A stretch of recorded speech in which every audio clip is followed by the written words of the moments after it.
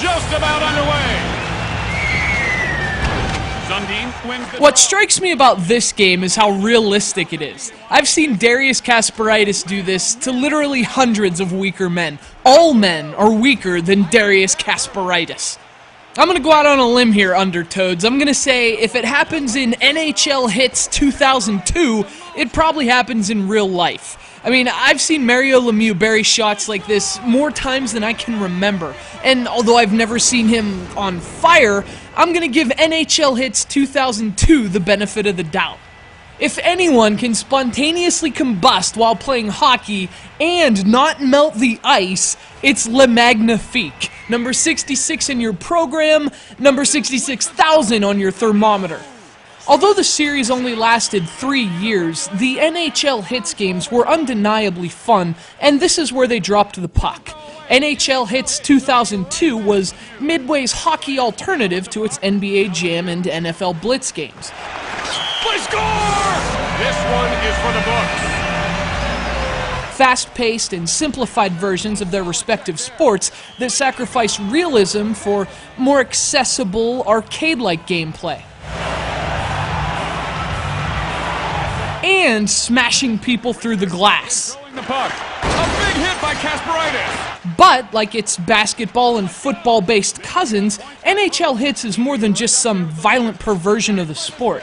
It does bring out hockey's inherent brutality, but it does the same for other elements of the game as well.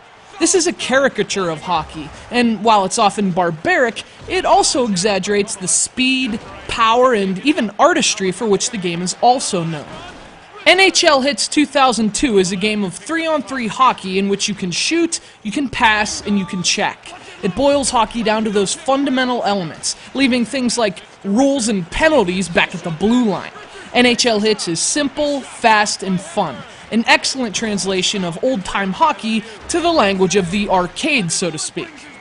Of course, hockey purists may scoff at a game of 3-on-3 that doesn't even include a penalty box, but if you're more interested in things like creating a cycle and setting up traps in the neutral zone, this game isn't meant for you anyway.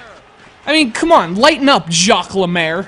What's interesting about NHL HITZ, however, are its features and options. The game doesn't play like a serious game of hockey, but it does have a few of the features you might expect from one. HITZ has a franchise mode in which you can earn attribute points and upgrade your players, for example, and although there's no stat keeping, there's also a full season mode.